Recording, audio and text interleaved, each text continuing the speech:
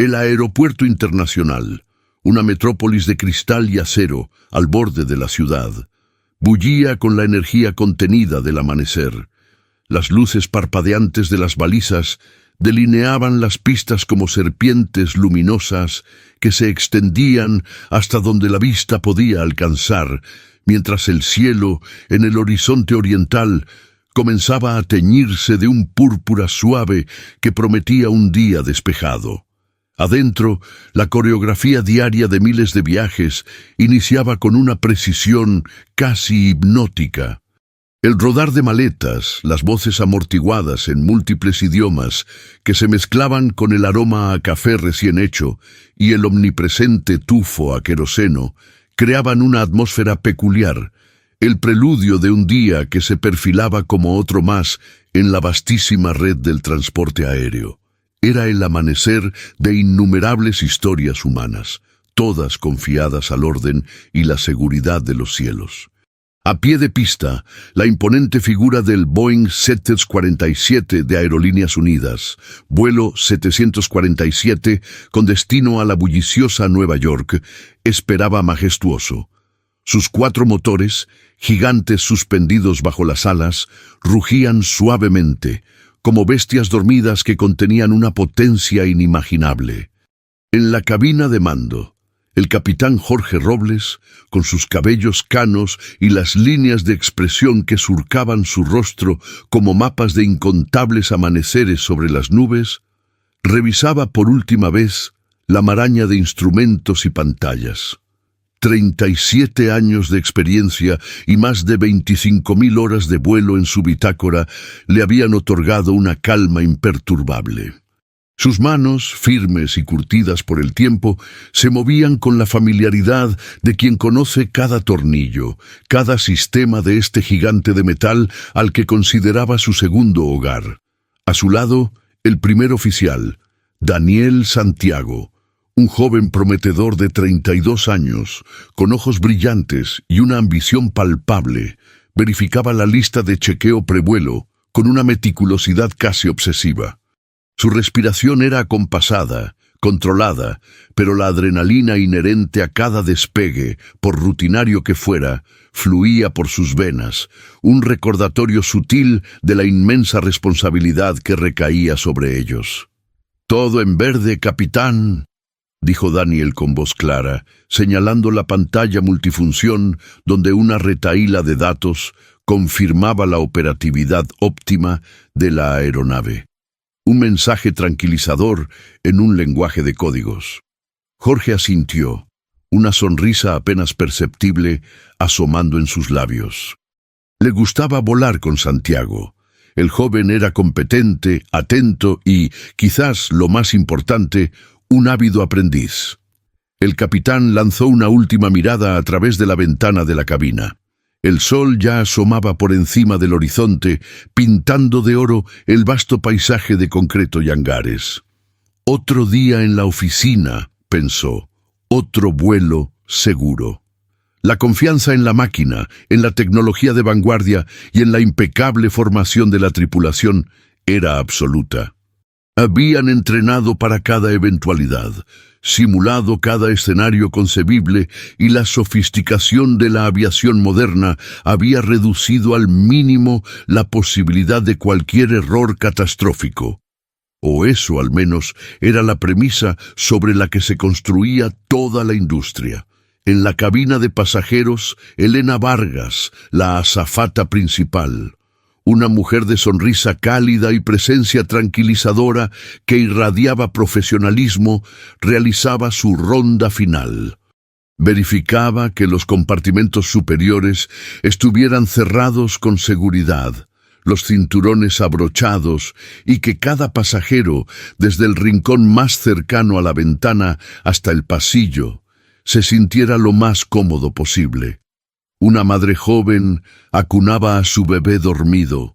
Un empresario tecleaba furiosamente en su portátil, ajeno al mundo, y una pareja de ancianos, con la ilusión grabada en sus rostros, compartía una silenciosa anticipación por ver a sus nietos. Las expectativas eran sencillas, universales, Un viaje cómodo, seguro y puntual. Elena, con más de una década de experiencia en el servicio a bordo, sabía que la rutina era su mejor aliada. Cada anuncio, cada gesto, estaba calculado para infundir calma y seguridad. Escuchó el armar toboganes y verificar puertas de la tripulante de cabina, un sonido familiar que marcaba el inminente despegue. En la torre de control, a varios kilómetros de distancia, la voz del controlador, Javier Ramos, resonaba con una autoridad tranquila pero implacable. Guiaba aeronaves a sus pistas, autorizaba despegues y aterrizajes, un titiritero invisible de una danza aérea compleja y constante. Vio al vuelo 747 rodar lentamente hacia la pista designada, su sombra alargándose sobre el asfalto como un coloso en movimiento. Todo estaba en orden. El tráfico aéreo era el habitual para esa hora punta de la mañana, las condiciones meteorológicas inmejorables. Cielo despejado hasta donde la vista podía alcanzar, vientos ligeros que apenas acariciaban la superficie. Un día de vuelo perfecto. La torre era un microcosmos de eficiencia, pantallas llenas de información que se actualizaba en tiempo real, voces que se superponían en una sinfonía de comandos y confirmaciones.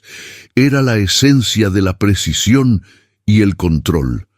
Los motores del 747 aumentaron su rugido. La vibración inicial, apenas perceptible, creció hasta convertirse en un temblor que recorría la estructura del avión, una sacudida que no era de alarma, sino de potencia contenida, liberada gradualmente.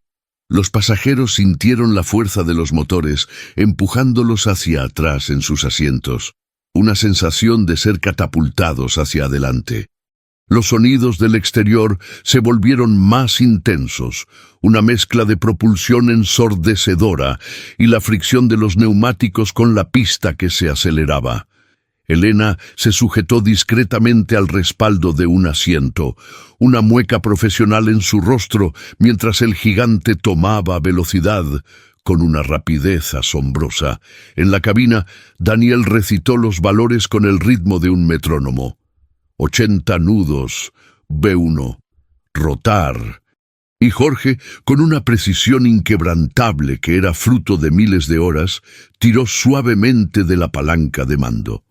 El morro del avión se elevó con una gracia que desmentía su peso y tamaño colosal. En cuestión de segundos, el vuelo 747 se despegó del suelo, ascendiendo majestuosamente hacia el cielo azul, dejando atrás la tierra firme, la rutina y la engañosa percepción de cualquier riesgo inminente. La vista desde arriba era espectacular. El aeropuerto se encogía, las luces de la ciudad se desdibujaban en un mosaico perfecto bajo ellos. Nadie a bordo de Aerolíneas Unidas vuelo 747, ni los experimentados pilotos en la cabina que ya ajustaban el rumbo hacia su altitud de crucero, ni la atenta tripulación de cabina que preparaba el servicio de desayuno, ni los confiados pasajeros que ya se relajaban en sus asientos con sus auriculares puestos o sus libros abiertos. Podía imaginar que la perfección de ese instante, la sublime coreografía de la ingeniería y la pericia humana que los mantenía suspendidos en el aire, estaba a punto de desmoronarse en un parpadeo. En la aparente calma de ese ascenso impecable, un pequeño, insignificante error, una pulsación apenas consciente de un botón en el inmenso panel de control, estaba por detonar una secuencia de eventos que, en cuestión de segundos, redefiniría la catástrofe aérea moderna y la fragilidad inherente a la dependencia tecnológica. La verdadera pregunta no era si la máquina fallaría, sino qué pasaría cuando la invencible confianza humana se encontrara con un fallo imposible de prever. El Boeing 747, con el sol de la mañana reflejándose en su fuselaje plateado, continuaba su ascenso con una majestuosidad casi sobrenatural. La tierra, un lienzo en miniatura de ciudades y campos, retrocedía bajo sus alas mientras el altímetro marcaba los primeros miles de pies. En la cabina, el capitán Robles había activado el piloto automático, permitiendo que la sofisticada electrónica de la aeronave asumiera el control del ascenso programado, un ballet silencioso de sistemas que llevaban al gigante hacia su altitud de crucero. La tensión inicial del despegue se había disipado, reemplazada por una concentración más relajada, pero siempre alerta. Daniel Santiago, con el ceño ligeramente fruncido en un gesto de meticulosidad, repasaba los datos de rendimiento que fluían por sus pantallas, verificando cada parámetro con la precisión de un relojero. Sus ojos, un momento antes brillantes con la adrenalina del despegue, ahora analizaban las cifras que se desplegaban ante él, confirmando que todo seguía el guión. Fue en ese instante de aparente perfección, mientras el avión atravesaba los 10.000 pies, cuando la fatalidad, disfrazada de un error trivial, hizo su entrada. En el inmenso panel de control superior, un laberinto de interruptores y botones que regulaban cada sistema imaginable del 747, Daniel deslizó su mano instintivamente. Buscaba el interruptor de la bomba de combustible auxiliar del motor número 2 para una verificación rutinaria, un gesto que había repetido miles de veces. Sin embargo, su mirada se había desviado un instante hacia una lectura de presión de aceite que le pareció ligeramente anómala, apenas perceptible, pero suficiente para captar su atención. Su dedo, distraído, no encontró el interruptor esperado. En cambio, con una ligereza apenas consciente, pulsó un pequeño botón, discretamente ubicado y resguardado por una cubierta transparente diseñado para emergencias extremas que rara vez ocurrían. Este botón, marcado con las siglas SCTL Override, MSTR Reset, era un mecanismo de anulación maestra de los sistemas de control de vuelo primarios, una especie de reinicio de emergencia para toda la lógica de vuelo digital, que en teoría solo debía ser activado bajo circunstancias extraordinarias y coordinadas. En la cabina reinó un silencio que se sintió tan denso como el vacío exterior. No hubo una explosión inmediata, ni una luz roja parpadeando con frenesí ensordecedor. Al principio, solo un débil clic audible, apenas una nota disonante en la sinfonía de la cabina. Luego, casi al instante, las pantallas multifunción de Daniel y Jorge parpadearon una vez, como si un ordenador se estuviera reiniciando, antes de volverse negras por una fracción de segundo. El autopiloto se desconectó con un chasquido mecánico y una alerta sonora suave, pero persistente, invadió el ambiente. Autopilot disconnect. Autopilot disconnect. Jorge, sintiendo el leve balanceo del avión que la desconexión provocaba, frunció el ceño. «¿Qué diablos ha sido eso, Daniel?», preguntó Jorge, su voz grave cortando el aire. Su mirada recorría los instrumentos con velocidad. El joven copiloto se quedó petrificado, la sangre drenándose de su rostro.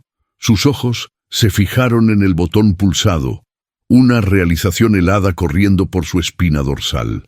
No era el interruptor de la bomba de combustible, era el SCTL Override. La cubierta protectora había sido, en ese momento crucial, un detalle ignorado.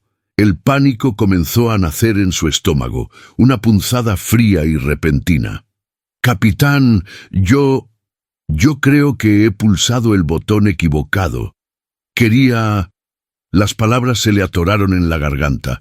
Antes de que Daniel pudiera terminar la frase, antes de que Jorge pudiera procesar completamente la implicación de ese botón equivocado, el Boeing 747 reaccionó. No fue un fallo gradual, ni una lenta deriva. Fue instantáneo. Con un rugido diferente, un sonido gutural que vibró a través de la estructura del avión, el morro del gigante se inclinó bruscamente hacia abajo. De golpe, la sensación de ingravidez que experimentaron los pasajeros en la cabina fue reemplazada por una fuerza implacable que los empujó violentamente contra sus cinturones. Los compartimentos superiores, que segundos antes Elena Vargas había verificado con esmero, se abrieron de par en par, y una lluvia de equipaje de mano, mantas y objetos personales cayó sobre los pasajeros. Los gritos comenzaron. En la cabina, los cinturones de seguridad automáticos de los pilotos se tensaron con una fuerza brutal. Jorge luchó contra la palanca de mando, intentando levantar el morro, pero la aeronave no respondía. Las alarmas, que hasta entonces habían sido suaves, se desataron con una furia ensordecedora. Pull up, terrain, terrain!», gritaba una voz sintética, mezclándose con otras alertas sobre la pérdida de altitud y la desconexión total de los sistemas de control de vuelo. Las pantallas que habían parpadeado ahora mostraban solo caos, lecturas erráticas, advertencias intermitentes y el mapa de vuelo girando salvajemente. La aeronave entera temblaba como si estuviera siendo sacudida por un gigante invisible. Daniel, recuperándose del shock inicial, intentó anular su error, intentó presionar el botón de nuevo o cualquier otro, pero sus manos temblaban incontrolablemente. La mente de Jorge, a pesar de sus décadas de experiencia, estaba en estado de shock. Nunca había visto una desconexión tan completa, tan brutal, del control de vuelo. Era como si el avión, de repente, se hubiera vuelto contra ellos. Miró el altímetro, que descendía a una velocidad vertiginosa, los números pasando como un borrón borroso. El cielo azul que segundos antes los había acogido, ahora se inclinaba sobre ellos en un ángulo imposible. Abajo, en la torre de control, Javier Ramos acababa de dar autorización a otro vuelo para su despegue. Su mirada, casi por rutina, se posó en el rastro del vuelo 747 en su pantalla de radar. La trayectoria, hasta entonces impecable, mostraba una anomalía repentina, un descenso abrupto, casi vertical, y una aceleración que desafiaba toda lógica. «Vuelo 747, ¿me reciben?». Su voz, apenas un segundo antes tranquila, ahora contenía un filo de urgencia. ¿Confirman cambio de altitud? Su trayectoria no es estable, no hubo respuesta.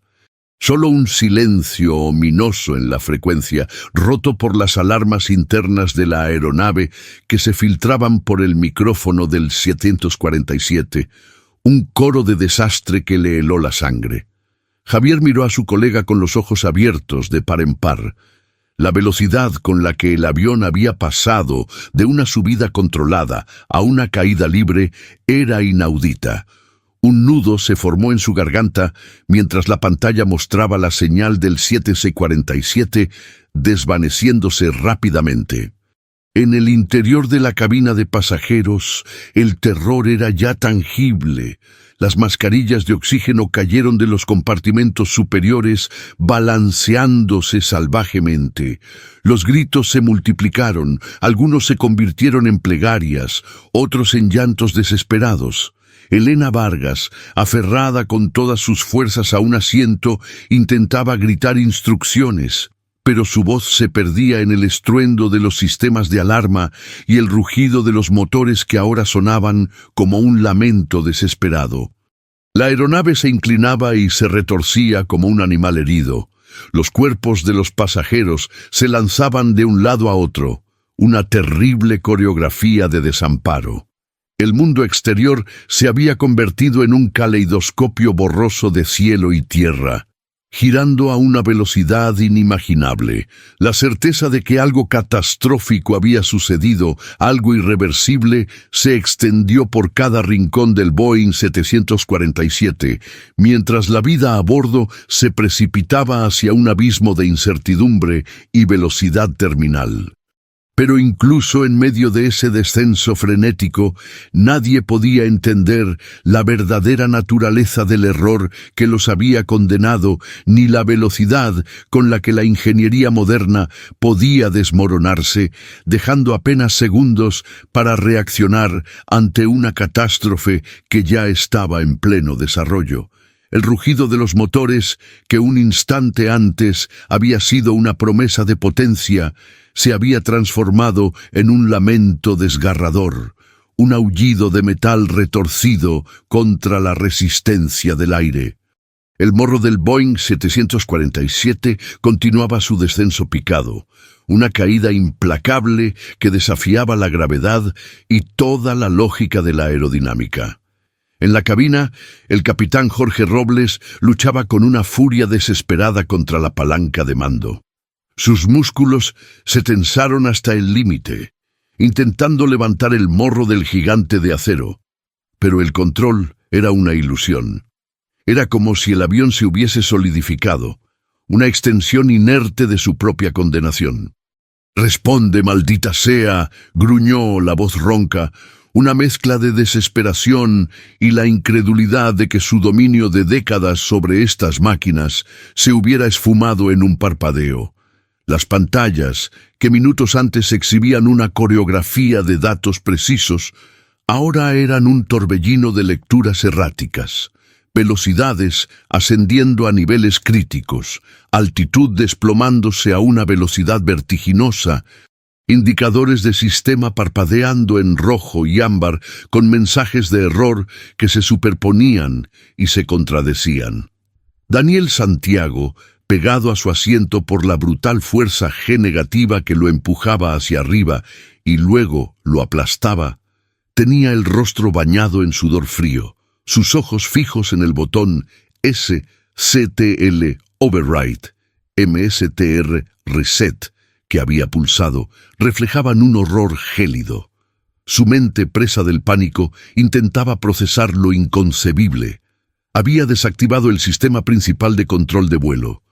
Era como si hubiese arrancado el cerebro al avión en pleno vuelo. Intentó nuevamente presionar el botón, esta vez con la intención de revertir su error, de reiniciar algo, cualquier cosa. Pero sus dedos temblaban tanto que apenas pudo tocar la superficie de plástico. La palanca de mando, a su vez, estaba bloqueada, inerte, o bien respondía de forma totalmente impredecible a sus movimientos.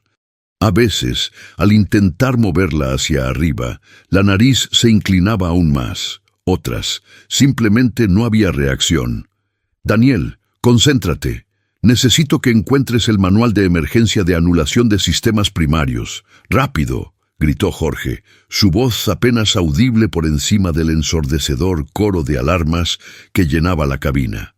El pull up se había convertido en un grito monótono y constante, un requiem tecnológico.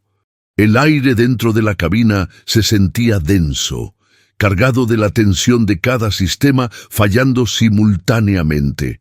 La sensación era la de un coche sin frenos, lanzado a toda velocidad por una pendiente imposible. En la cabina de pasajeros, el horror se había transformado en una cacofonía de gritos, llantos y oraciones. Los cuerpos de los pasajeros, sujetos por sus cinturones de seguridad, eran sacudidos violentamente de un lado a otro y contra sus asientos. Una mujer en el pasillo, que no había logrado abrocharse a tiempo, fue lanzada con fuerza contra el techo, su cabeza impactando con un sonido sordo antes de caer al suelo inerte. Elena Vargas, aferrada con ambas manos a la parte trasera de una fila de asientos, su cuerpo cimbreándose peligrosamente, intentaba gritar instrucciones, pero la fuerza G la asfixiaba, impidiéndole siquiera respirar con normalidad. «Mantengan la calma, cinturones ajustados», logró balbucear, su voz apenas un susurro inaudible. Las máscaras de oxígeno, desprendidas de sus compartimentos, bailaban en el aire caótico, inútiles ante la presión que oprimía los pulmones de todos. A través de las ventanas, la tierra se acercaba a una velocidad aterradora, los campos verdes y las ciudades transformándose en una mancha borrosa, un torbellino de colores que auguraba el fin. El avión se había inclinado ahora en un ángulo de picada de casi 70 grados, cayendo como una piedra gigante hacia el abismo. Mientras tanto, en la torre de control, el ambiente se había vuelto frenético. Javier Ramos, pegado a su micrófono, su voz tensa y urgente, continuaba llamando al vuelo 747 sin obtener más que un silencio mortal o a veces una ráfaga de estática cargada de alarmas distorsionadas. Vuelo 747, vuelo 747, ¿me reciben? ¿Cuál es su estado? Confirmen emergencia. ¡Respondan! Sus dedos tamborileaban nerviosamente sobre la consola, su mirada fija en la pantalla de radar, donde el punto que representaba al 747 se precipitaba a una velocidad que los ojos apenas podían seguir. El altímetro digital en su monitor mostraba una caída de miles de pies por minuto. ¡Alerta máxima! ¡Emergencia total! Todos los servicios de emergencia en espera. ¡Preparen rescate!, gritó a su equipo, la voz ronca, aunque sabía que el tiempo para un rescate ya era una quimera. La incredulidad se mezclaba con el horror en los rostros de sus colegas. Nunca habían visto nada igual. Un avión, una fortaleza de la ingeniería moderna, pasar de un ascenso perfecto a una picada terminal en cuestión de segundos, sin una señal clara de lo que había fallado, sin un Mayday. La falta de comunicación era un abismo que ampliaba la sensación de impotencia. El jefe de turno, un veterano de operaciones llamado Ricardo, se acercó a Javier, su rostro pálido. «Javier, no tenemos lectura de sistemas, ninguna señal de transpondedor, solo la trayectoria de radar. Es como si el avión se hubiese vuelto mudo, o como si sus cerebros se hubieran fundido». La implicación era clara. No solo habían perdido el control manual, sino que la aeronave había dejado de comunicarse activamente con el mundo exterior más allá de su posición bruta.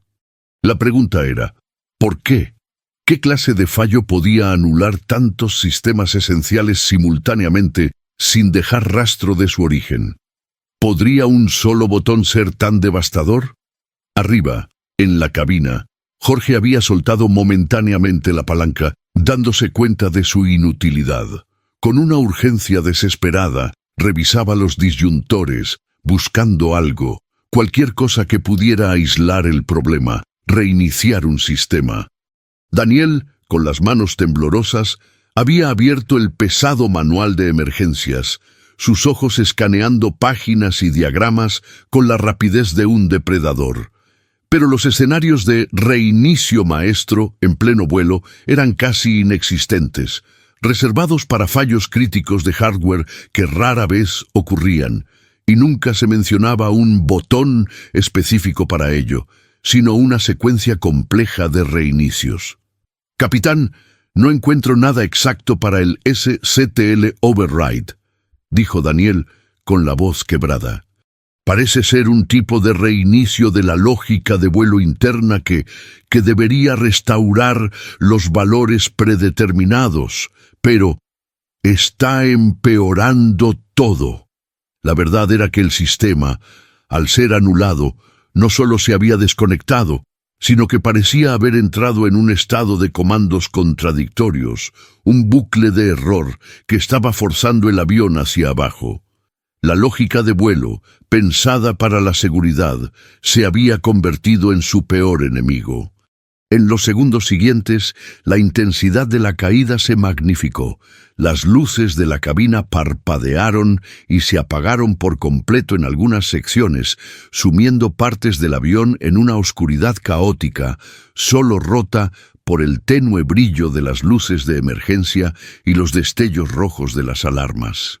El aire se volvió frío, helado, a medida que la altitud disminuía drásticamente y la presurización luchaba por mantenerse. El sonido del viento a través de la estructura del avión, un silbido agudo y penetrante, se unió al coro de los motores rugiendo y las alarmas, creando una sinfonía de la aniquilación. Un olor a metal quemado y aislamiento eléctrico invadió la cabina, añadiendo una nueva capa de terror. Los cuerpos de los pasajeros, a pesar de los cinturones, ya comenzaban a sentir los efectos extremos de las fuerzas G, la sangre agolpándose en sus cabezas o piernas, la visión borrosa. Jorge miró por la ventana. La tierra ya no era una mancha, sino un detalle creciente de árboles y edificaciones que se precipitaban hacia ellos. Con el tiempo escaseando a cada instante, el capitán Robles tomó una decisión desesperada, quizás irracional, pero la única que quedaba: intentar un reinicio manual de la energía de la aeronave, desconectando y volviendo a conectar los circuitos principales, un procedimiento de último recurso que jamás se haría en vuelo. Pero mientras su mano se dirigía hacia los interruptores maestros de la batería, una nueva y más potente alarma, diferente a todas las anteriores, comenzó a sonar, y la voz sintética, ahora con una urgencia brutal, anunció la última advertencia: pull up, impacto inminente. Pero lo que vería a continuación, en el destello final de las luces parpadeantes, no solo era el suelo acercándose, sino una aterradora confirmación de que su caída no era simplemente un error, sino una manipulación activa de los sistemas, empujándolos a un destino aún más oscuro de lo que jamás hubieran imaginado. Con el impacto inminente resonando como el último eco de una condena, el Boeing 747 se convirtió en un proyectil descontrolado, una masa colosal de metal precipitándose hacia el abrazo implacable de la tierra. La cabina, ya un infierno de alarmas y luces parpadeantes, se sumió en un caos sensorial. El aire, delgado y gélido, silbaba con una furia indescriptible a través de cada rendija, cada fisura de la estructura que soportaba la increíble presión del descenso. Las fuerzas G, brutales e incesantes, aplastaban a Jorge Robles contra su asiento, la sangre agolpándose en su cabeza hasta el punto de nublarle la vista. Sus manos, antes firmes como la roca, ahora temblaban con el esfuerzo inútil de tirar de la palanca de mando, que se había vuelto una extensión inerte de su propia desesperación. ¡No!, bramó, una voz ahogada por el rugido del viento y los motores. ¡No me hagas esto! Daniel Santiago, por su parte, tenía la mirada fija en el botón SCTL Override, MSTR Reset. Las luces de emergencia, con su intermitencia roja, se reflejaban en sus ojos dilatados por el terror. La culpa, más pesada que cualquier fuerza G, lo aplastaba. Había sido un error, un segundo de distracción, un simple roce, y ahora el mundo entero se desmoronaba. Intentó, con la última pizca de lucidez, recordar algún procedimiento para anular lo que había hecho, para revertir la caída. Pero no había nada. El manual de emergencias, que aún sostenía con manos temblorosas, no ofrecía respuesta a un desastre de esta magnitud. No preveía la anulación total del cerebro del avión en pleno vuelo. Lo que estaba sucediendo no era una falla, sino una anulación activa, una negación programada. Mientras Jorge luchaba con la palanca, su mirada se desvió por un instante a la pantalla principal, la que mostraba el horizonte artificial. Allí, en medio del caos de advertencias, una serie de letras y números comenzaron a parpadear, diferentes a cualquier código de error que hubiera visto en sus décadas de vuelo. Era una secuencia de comandos, una interfaz de usuario completamente ajena a la lógica estándar del sistema operativo de vuelo. Y luego, una línea de texto apareció, una frase corta, helada, que lo golpeó como un mazazo en el pecho.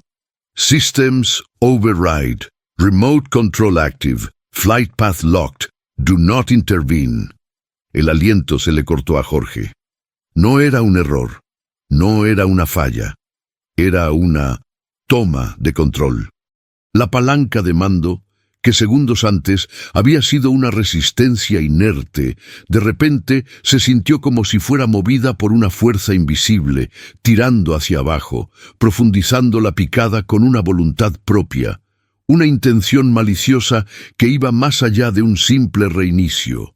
El avión no solo no respondía, sino que estaba siendo activamente pilotado hacia el suelo.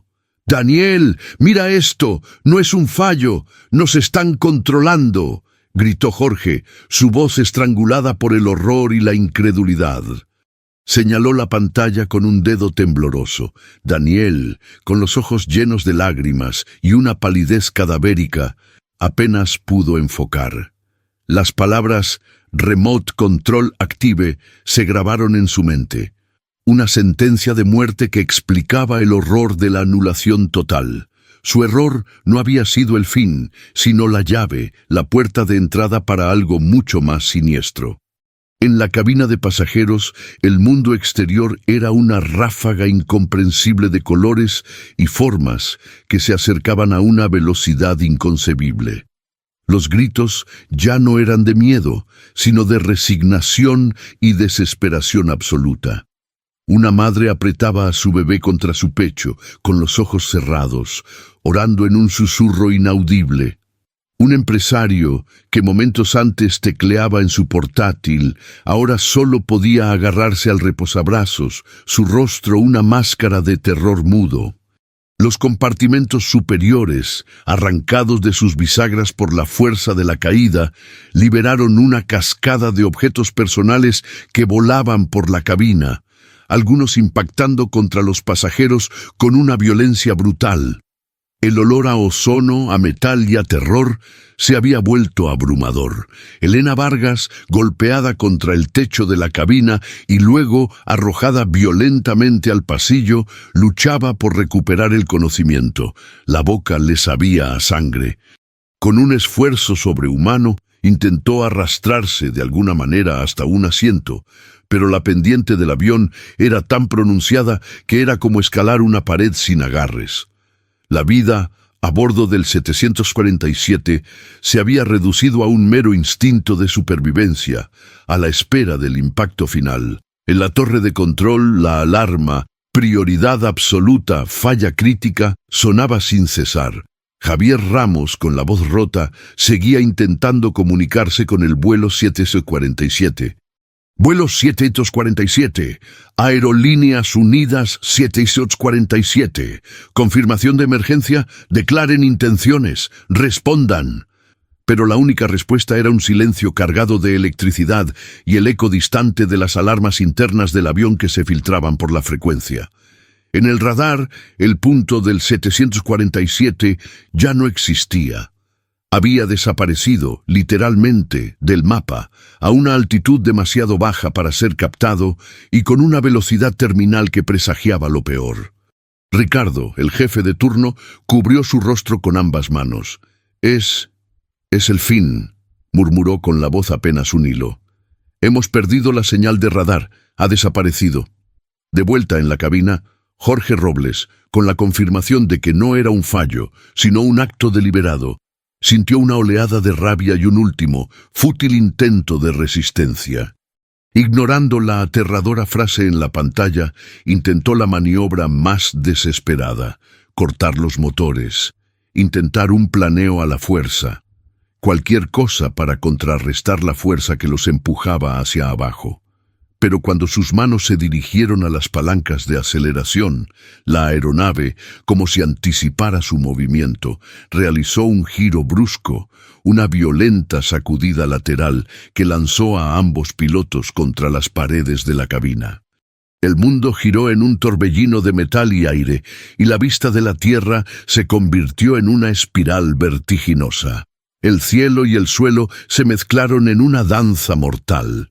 El avión, a una altitud crítica y cayendo a una velocidad que superaba con creces los límites estructurales, comenzó a desintegrarse. Las alas, sometidas a una tensión insoportable, crujieron con un sonido atronador, como la fractura de huesos gigantes. En esos segundos finales, mientras la estructura cedía, Jorge y Daniel vieron las luces de la ciudad, ahora horriblemente cerca, parpadeando bajo ellos. Las vidas de cientos de personas, sus sueños, sus futuros, estaban a punto de estrellarse en una tragedia que no era ni error humano, ni falla mecánica, sino una nueva y aterradora forma de terror, un asalto invisible a los cielos. Y la última imagen que Jorge captó en la pantalla, antes de que el mundo se volviera un estallido blanco de luz y sonido, fue la misma frase, ahora más grande, más dominante, con una adición que helaba la sangre: Remote Control Active, Flight Path Locked, Do Not Intervene, Message Sent, Objective Complete. Pero antes de que el impacto devorara la aeronave, un último destello en la pantalla, una imagen fugaz que se superpuso a las palabras, revelaría la verdadera identidad del autor de esta catástrofe, una figura cuya conexión con el vuelo 747 era tan íntima como inesperada y cuyo motivo redefiniría la comprensión de lo que significa la traición más profunda. El estruendo fue un cataclismo, un pulso de energía pura que, en el instante final, convirtió el majestuoso Boeing 747 en una flor de fuego y metal retorcido, un monumento efímero a la ingeniería reducida a polvo.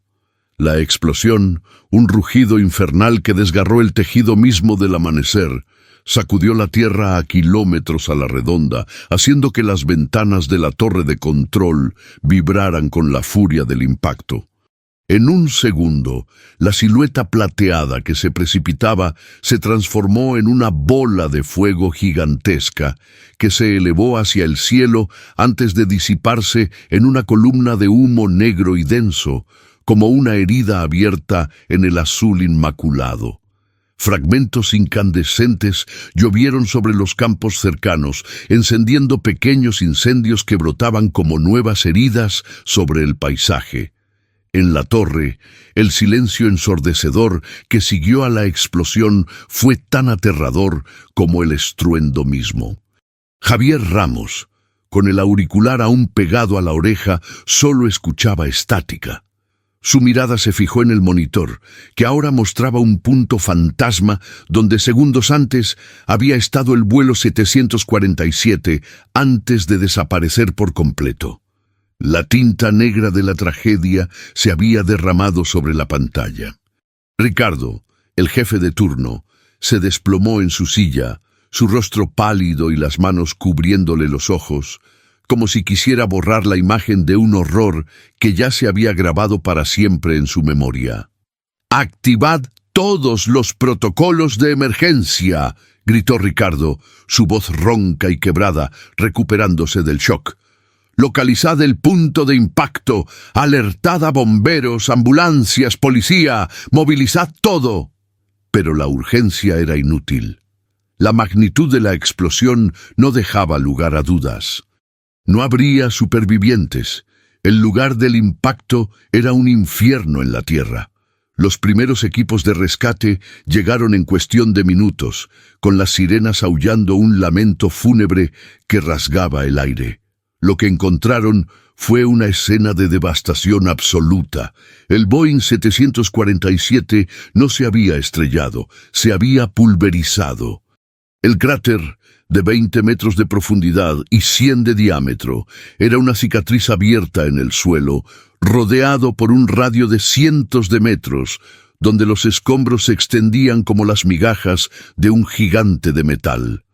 El olor a queroseno quemado, a metal fundido y a la muerte misma se aferraba al aire, asfixiando a los rescatistas incluso antes de que bajaran de sus vehículos. Los árboles cercanos estaban carbonizados, sus hojas convertidas en ceniza, mientras pequeñas llamaradas danzaban en los campos cubiertos de fragmentos irreconocibles. Los equipos de búsqueda y rescate, entrenados para la esperanza, se enfrentaron a la desoladora realidad. No había cuerpos completos, solo restos dispersos, fragmentos de lo que alguna vez fueron vidas humanas y objetos personales.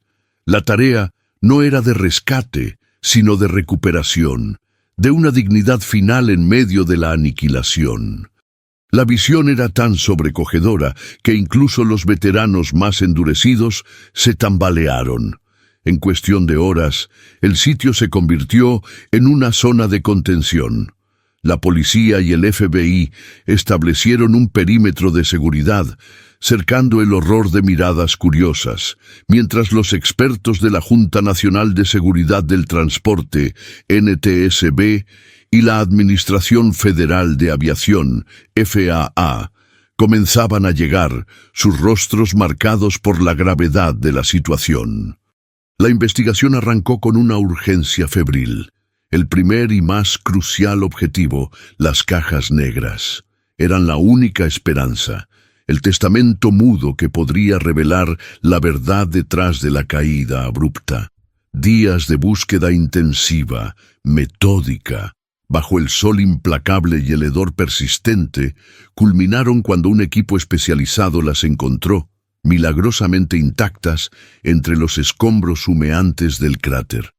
El registrador de datos de vuelo, FDR, y el registrador de voz de la cabina, CBR, fueron recuperados con el máximo cuidado y enviados de inmediato a los laboratorios de la NTSB. Los primeros análisis de los datos del FDR revelaron una historia escalofriante y sin precedentes. La trayectoria del vuelo 747 era inconfundible, un ascenso perfecto seguido de una picada brutal y controlada que desafiaba cualquier anomalía mecánica conocida. Las lecturas de los sistemas de control de vuelo mostraban una desconexión y una anulación completa, no un fallo gradual. Lo que era aún más desconcertante era que, a medida que el avión se precipitaba, los datos no mostraban intentos de los pilotos por recuperar el control, sino por el contrario, una continuidad en el descenso, como si una fuerza invisible mantuviera el morro hacia abajo. La velocidad terminal superaba con creces los límites de diseño de la aeronave, lo que explicaba su desintegración en el aire. No había señales de impacto externo, ni de fuego a bordo antes de la explosión final. Todo apuntaba a un desastre generado desde dentro. El CBR, por su parte, pintó un cuadro de terror creciente. Los investigadores escucharon las voces del capitán Robles y del primer oficial Santiago, inicialmente relajadas, luego confusas y finalmente llenas de pánico. El clic inicial que Daniel mencionó, el autopilot disconnect, las alarmas que se desataron, la lucha desesperada de Jorge con los controles. Pero lo que heló la sangre de los analistas fue el momento en que Jorge gritó: «No es un fallo, nos están controlando», y la posterior mención de Daniel sobre un reinicio de la lógica de vuelo interna. El verdadero punto de inflexión llegó cuando los técnicos lograron recuperar una sección de video y datos de telemetría de la pantalla multifunción de la cabina, justo en los segundos previos al impacto que el FDR había grabado.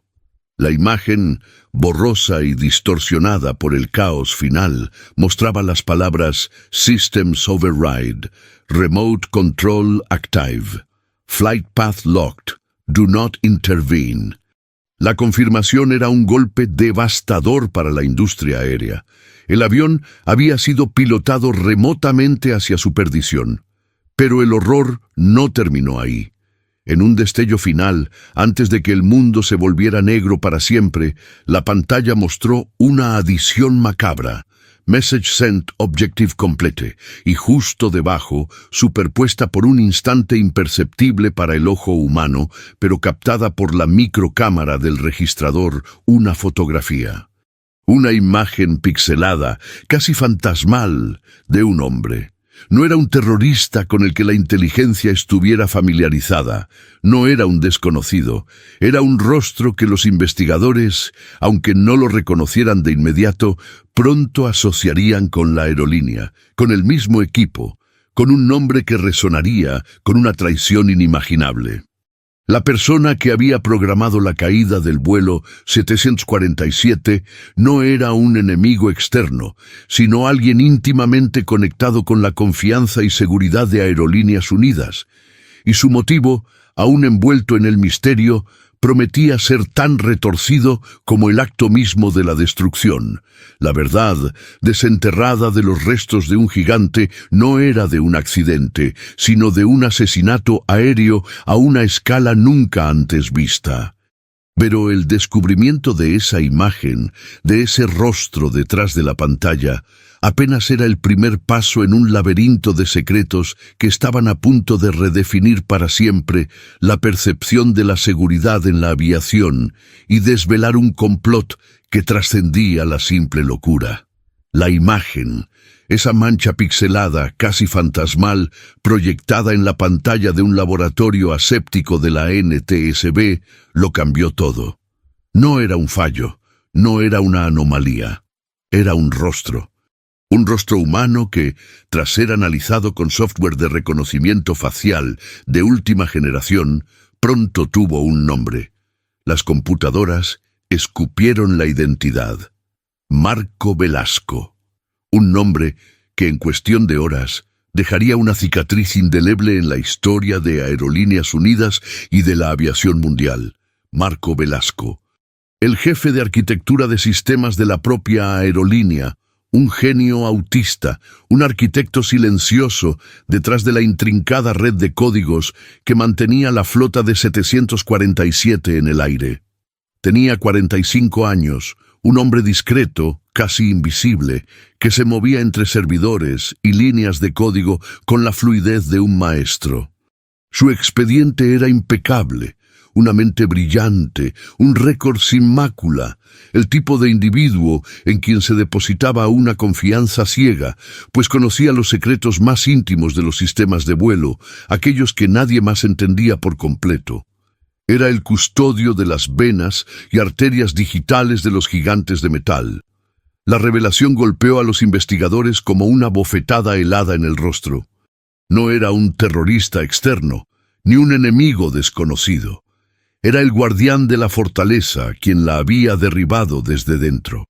El agente especial del FBI, David Anderson, un veterano con cicatrices de 1000 investigaciones, observó el rostro de Velasco en la pantalla. Sus ojos, habitualmente serenos, reflejaban una mezcla de asombro y fría determinación. «¿Cómo es posible?», murmuró, más para sí mismo que para el equipo de técnicos y analistas que lo rodeaban en la sala. ¿Un insider? ¿Uno de los nuestros? La implicación era devastadora. Si alguien tan arraigado en la estructura de seguridad podía cometer tal atrocidad, entonces ningún sistema, por sofisticado que fuera, estaba a salvo. La línea temporal del desastre, reconstruida por el FDR, cobró un nuevo y aterrador significado. El SCTL Override, MSTR Reset, que el copiloto Daniel Santiago había presionado por error, no era un simple botón de reinicio general. Los ingenieros de Velasco, bajo su supervisión, habían programado ese botón como un punto de acceso crítico, una puerta trasera diseñada para ser activada en escenarios de fallo del sistema primario que él mismo había imaginado. Pero en las manos equivocadas, o en el escenario manipulado por una mente perversa, se había convertido en la llave que desbloqueó el control remoto. El clic de Santiago no solo desconectó el piloto automático, sino que activó un módulo oculto dentro del sistema de gestión de vuelo, un protocolo diseñado por Velasco para anular los controles físicos y entregar la aeronave a un control externo. Era una brillantez perversa, una jugada maestra de ingeniería del terror. Message sent, objective complete. Esa frase, grabada en los últimos microsegundos del vuelo, se convirtió en el epicentro de la nueva fase de la investigación. ¿A quién se envió el mensaje y cuál era el objetivo? El FBI, en una operación coordinada y de alto secreto, allanó la casa y la oficina de Marco Velasco. Lo que encontraron fue una mezcla de la vida de un solitario metódico y la guarida de un cerebro criminal. Su apartamento, ordenado hasta lo obsesivo, contenía pilas de libros sobre criptografía avanzada y ciberseguridad. En su estudio, una red de computadoras, todas cifradas con algoritmos indescifrables, revelaba una obsesión con la interconectividad de los sistemas globales y la fragilidad de las infraestructuras críticas.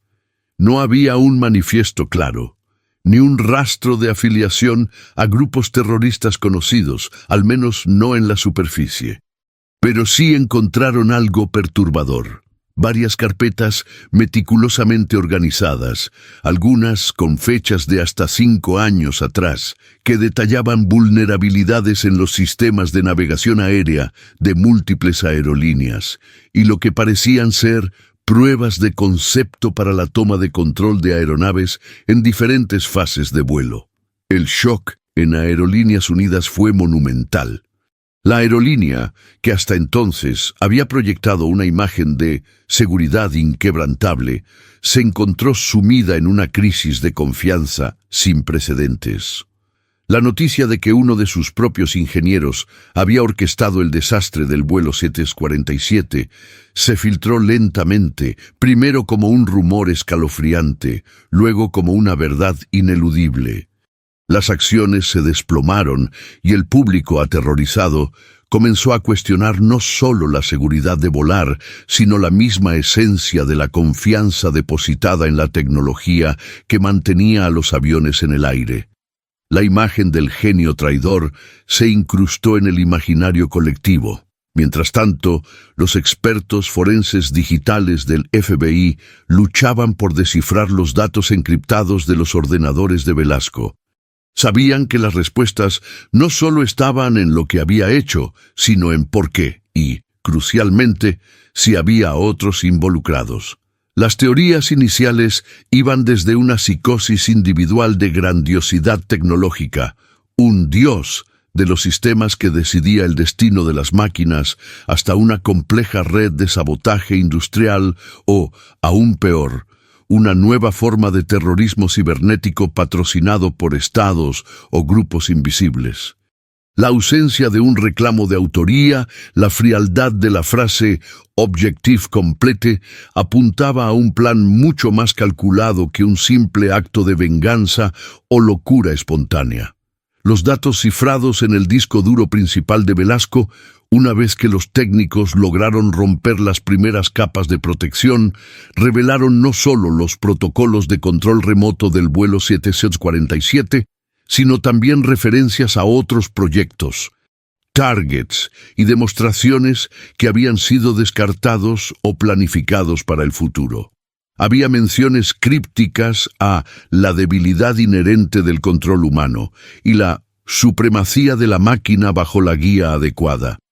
Y en un archivo oculto, fechado apenas unas semanas antes del desastre, se encontró un pequeño video. Un clip de apenas 30 segundos, donde se veía a Velasco frente a una pantalla, su rostro iluminado por el brillo azul, mientras manipulaba algo, y detrás de él, en un tablón lleno de diagramas y algoritmos, una serie de fotos. No eran diagramas de vuelo. Eran rostros de ejecutivos de aerolíneas, de políticos relacionados con la aviación, de ingenieros como él.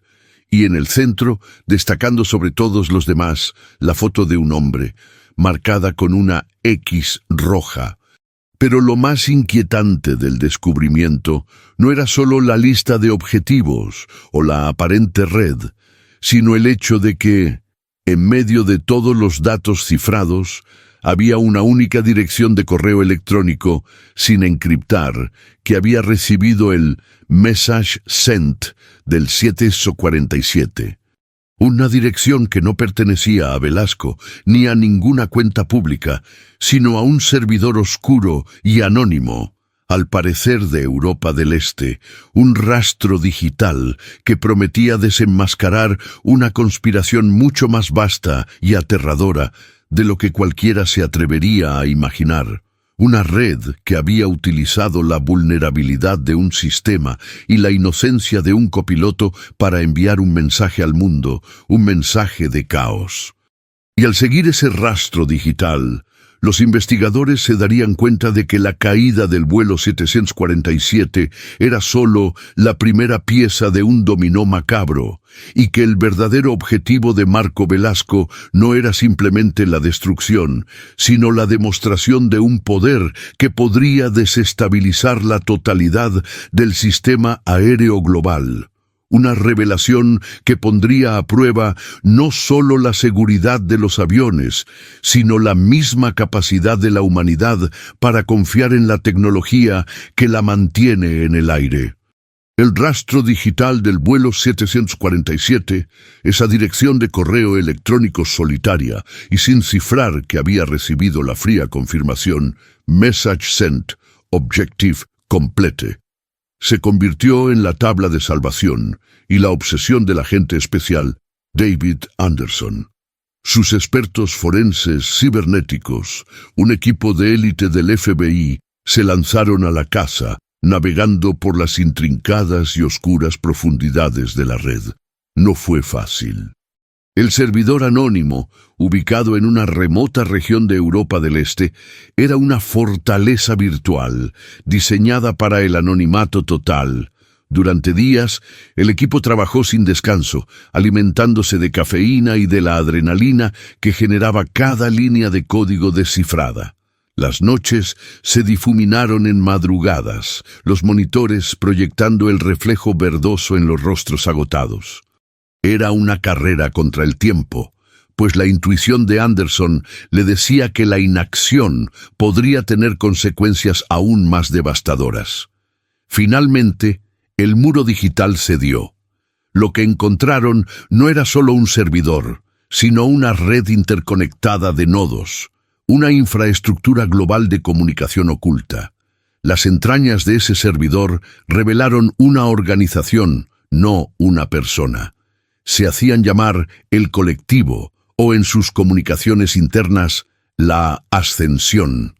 Su manifiesto, crípticamente redactado, hablaba de la fragilidad del control humano, de la inevitable obsolescencia de los sistemas tradicionales y de la necesidad de una nueva era de automatización total, donde la lógica fría y eficiente de la máquina guiaría el destino de la humanidad, incluso si eso significaba erradicar la imperfección de la intervención humana. Marco Velasco, el genio solitario, no era el cerebro maestro, sino un peón brillante, un engranaje crucial en una maquinaria mucho mayor. Había sido reclutado años atrás, seducido por la promesa de un mundo más ordenado, más seguro, donde su intelecto sería valorado por encima de las limitaciones burocráticas y las debilidades emocionales. La frase Objective Complete del vuelo 747 no era el fin, sino el preludio. Era una demostración, una declaración de guerra silenciosa a la confianza global en el transporte aéreo. Los documentos recuperados de los servidores de la Ascensión detallaban el vuelo 747 como el ejemplo alfa, una prueba de concepto para demostrar la vulnerabilidad inherente de los sistemas de control de vuelo primarios ante una anulación remota coordinada. El objetivo no era solo destruir un avión, sino sembrar el pánico, desestabilizar la industria y forzar la adopción de sus soluciones de seguridad, que en realidad eran los mismos puntos de acceso que les darían control total.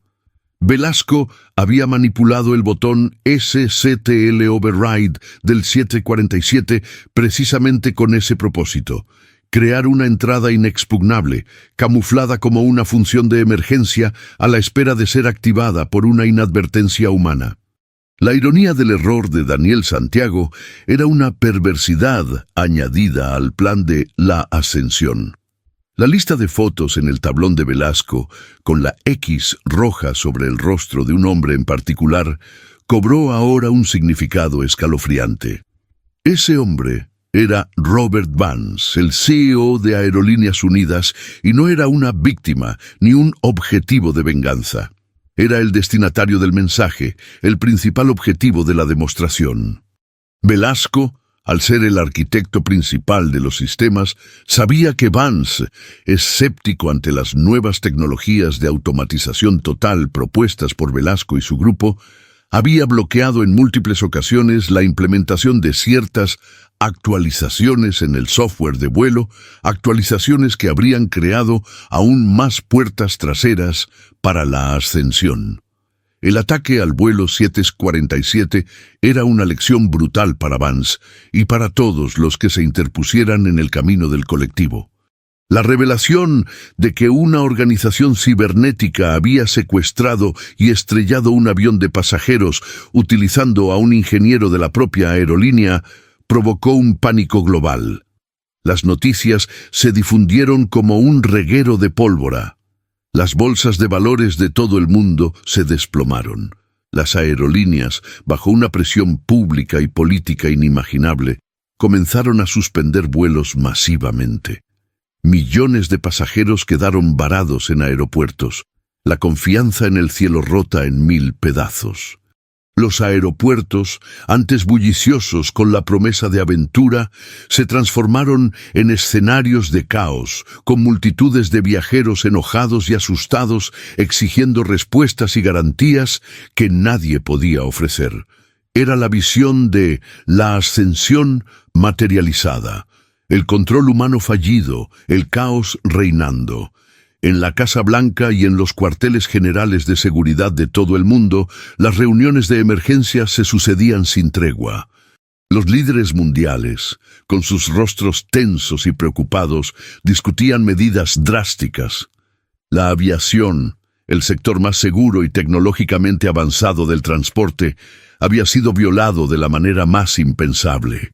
La pregunta no era si podría volver a ocurrir, sino cuándo y dónde.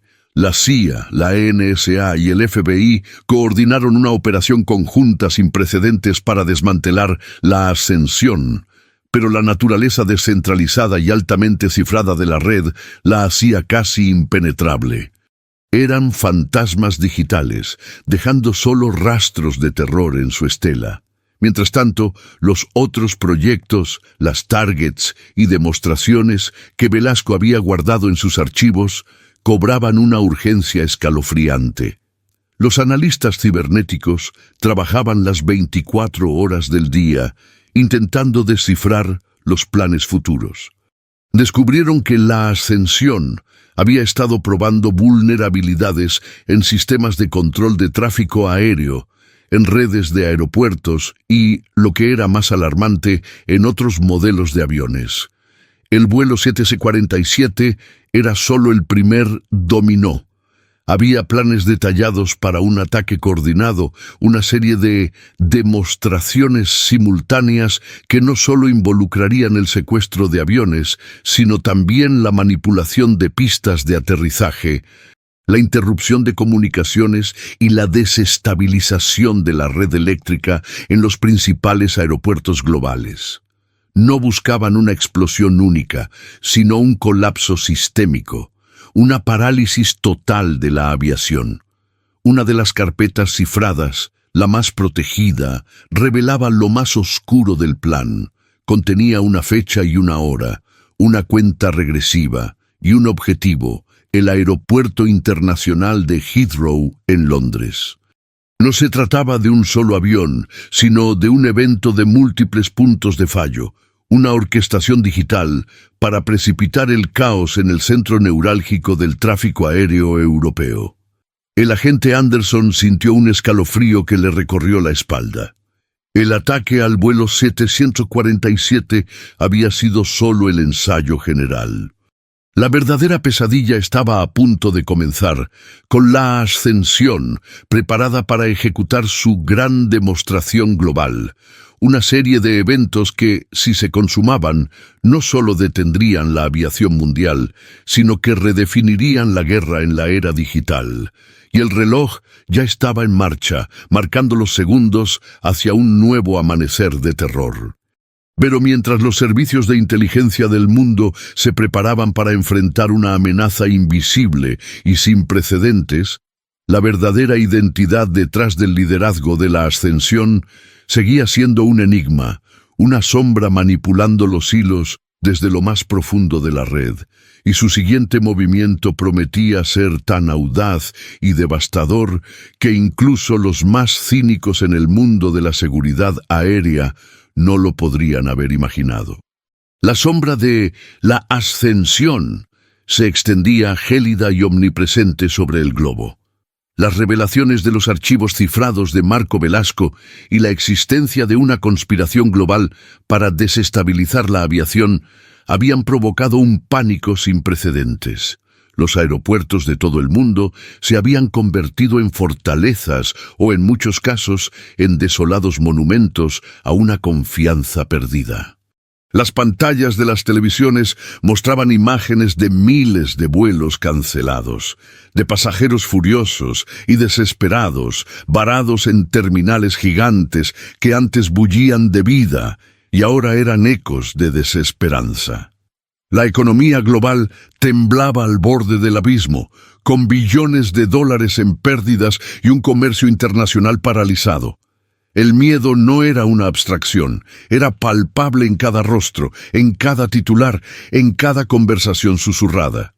En la sala de operaciones conjuntas del FBI, la CIA y el GCHQ, ubicada en un búnker de alta seguridad a las afueras de Londres, el ambiente era una caldera de tensión.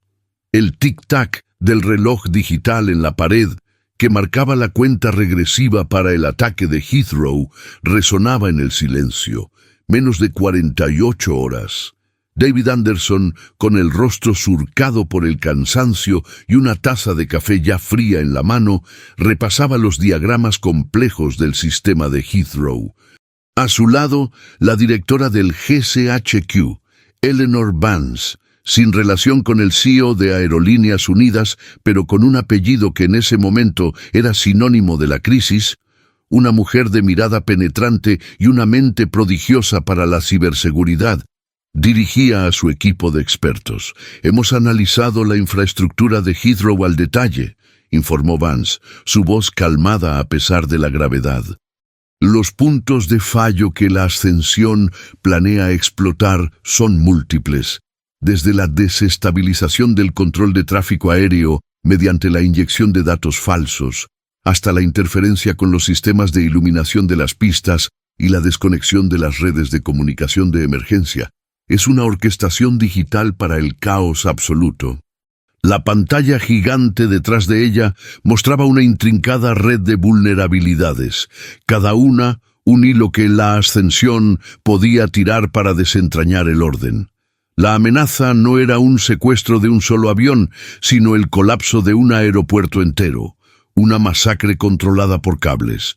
El equipo cibernético, liderado por la joven y brillante analista Sarah Chen, había logrado penetrar más profundamente en la red de la ascensión. La dirección de correo electrónico del Message Send había sido la punta del iceberg.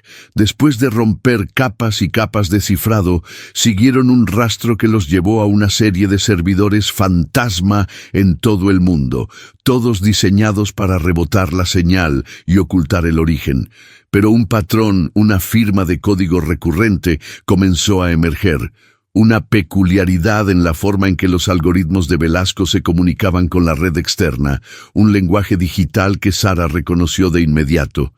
«Lo tengo», anunció Sarah, su voz apenas un susurro, pero resonando con la fuerza de un trueno en la sala. El patrón de cifrado, la arquitectura de los protocolos de control remoto, no es de Velasco. Él lo implementó, sí, pero fue diseñado por otra persona. Es la misma firma de código que vimos en los proyectos de infraestructura crítica de la década pasada, los que la FAA y la ESA rechazaron por su excesiva automatización. La mente de Anderson se disparó. Solo había una persona que había defendido tan ferozmente la automatización total, solo una mente lo suficientemente brillante y visionaria, o perversa, para concebir tal sistema de control autónomo y sus puertas traseras. «Dr. Evelyn Reed», dijo Anderson, su voz grave, el nombre pronunciado como una sentencia. Evelyn Reed era una leyenda en el campo de la ciberseguridad y la ingeniería aeroespacial, una mujer brillante que había sido consultora de la FAA y la ESA, pero que había sido marginada por sus ideas radicales sobre la supremacía de la máquina y su visión de reemplazar la toma de decisiones humanas con algoritmos infalibles. Su manifiesto, El algoritmo perfecto, había sido tildado de utopía peligrosa. Ahora era el plan de la ascensión. La revelación de la identidad de Reed como la líder de la ascensión envió ondas de choque a través de la sala. No era un fanático ideológico oscuro, sino una figura conocida, respetada en ciertos círculos, ahora transformada en una terrorista cibernética. Su motivo no era el lucro ni la venganza personal, sino una cruzada para forzar al mundo a aceptar su visión, incluso si eso significaba derribar la infraestructura que juró proteger. Con la identidad del cerebro maestro, la operación para detener la gran demostración de Heathrow se aceleró.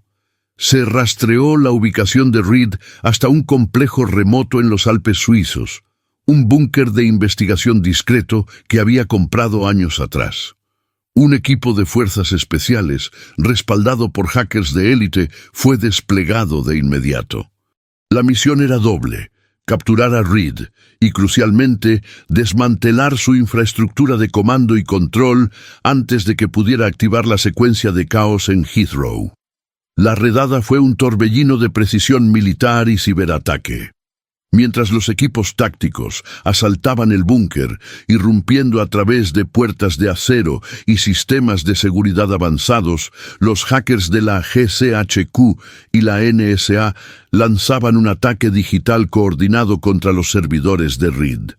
Fue una batalla en dos frentes, real y virtual, con segundos de diferencia que podían significar la diferencia entre la vida y la muerte para miles de personas.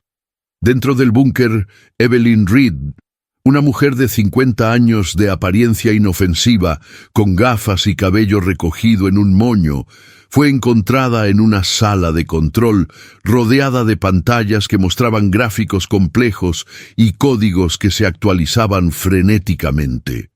Estaba a punto de presionar el botón final, la secuencia maestra que desataría el infierno en Heathrow. «¡Quieta! ¡Manos arriba!», gritó un agente, su rifle apuntando directamente a ella. Reed, con una calma escalofriante, apenas levantó la mirada. Una sonrisa gélida asomó en sus labios.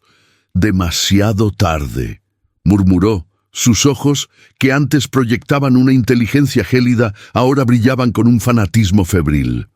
«El mensaje ya está enviado». En ese instante, en las salas de control de Heathrow, un estallido de alarmas comenzó a sonar. Las pantallas parpadearon en rojo. Los sistemas de aterrizaje se vieron comprometidos. Las luces de la pista parpadearon erráticamente. Las comunicaciones entre los pilotos y la torre se distorsionaron. Varios aviones en aproximación se desviaron bruscamente, sus pilotos luchando por el control manual ante un bombardeo de datos falsos y la interrupción de las comunicaciones. El caos planeado estaba en marcha, pero no en la magnitud total que la ascensión había previsto. El ataque combinado había cortado el grueso de la transmisión maestra. El equipo de Sarah Chen, con la adrenalina disparada, logró interceptar la transmisión final de Reed, un comando de anulación de emergencia que, en lugar de desatar el infierno completo, logró solo una interrupción masiva, pero no el colapso total. La acción rápida había evitado la catástrofe total, pero el daño, el pánico y la interrupción fueron inmensos. Heathrow estuvo paralizado durante horas, y miles de vuelos en Europa se vieron afectados. Evelyn Reed fue arrestada, su búnker desmantelado. Parecía el fin de la ascensión, pero mientras los agentes la escoltaban fuera del complejo, su sonrisa no se desvaneció. «Han detenido este evento», dijo con una voz clara y sin remordimientos, «pero no pueden detener la idea. Ya hemos demostrado la debilidad. La semilla del caos ha sido plantada, y el código es libre». Horas después, al analizar sus últimos movimientos digitales, los expertos de Anderson descubrieron una última jugada maestra. En los segundos finales antes de su captura, Reed había activado una bomba lógica en un servidor de acceso público.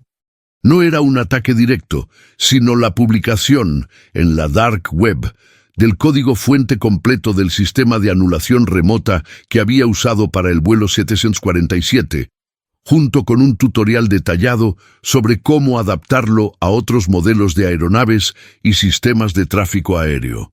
Había liberado la herramienta de su terror.